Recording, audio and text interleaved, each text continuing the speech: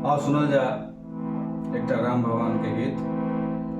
और ये गीत लिखने छथि हमर गुरुजी डॉक्टर कृष्ण झा मैन, तबला पर संगत कर रहल छथि हुनक बेटा कन्हैया झा मैन। आओ सुनल जा। आजो मिथिला बरस रसधार सखी, आजो मिथिला बरस रसधार सखी, चारों दुल्हा पर जितनो छार सखिया, चारों दुल्हा पर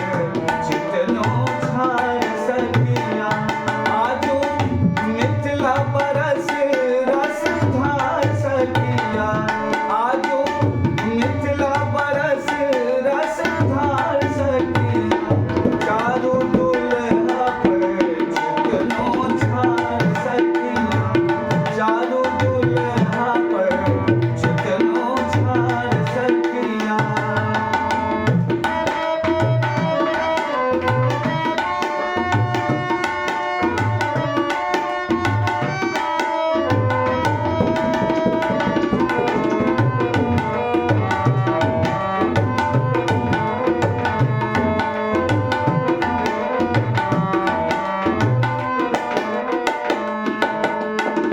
माथे मन मोर छनी अलख सुहानमा, काजर कयल आखि चोखे तिक कोनमा,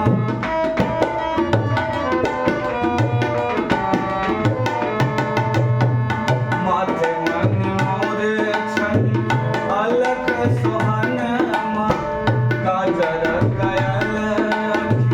चोखे तिक कोनमा, बहुमा धनुष विचार सखिया, बहुमा धनुष विचार सखिया, चारों दुल्हा पर जितनो छार सखिया, चारों दुल्हा पर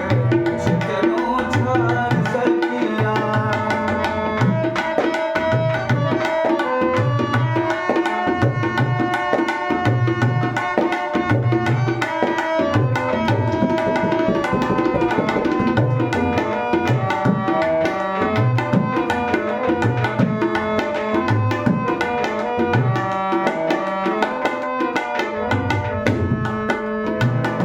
भाल में चानन शोभे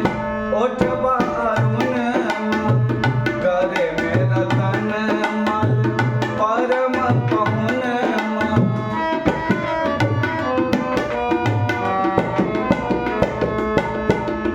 भाल में चानन शोभे ओठवा अरुणमा, गरे में रतन माल परम पहुनमा, राम दुल्हा रसिक रसदार सखिया, राम दुल्हा रसिक रसदार सखिया, चारों दुल्हा पर जितनो छार सखिया, चारों दुल्हा पर जितनो छार सखिया।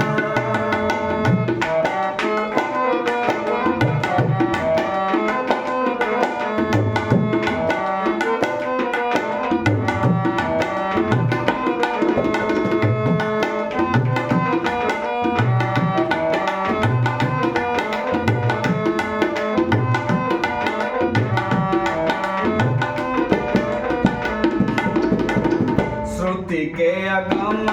अछि सखी दर्शनमा, से होइला मिथिला में उठैल धनमा,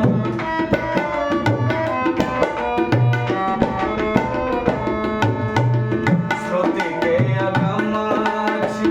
सखी दर्शनमा, से होइला मिथिला में उठैल धनमा, छति सब सारक ई सार सखिया, छति सब सारक ई सार सखिया,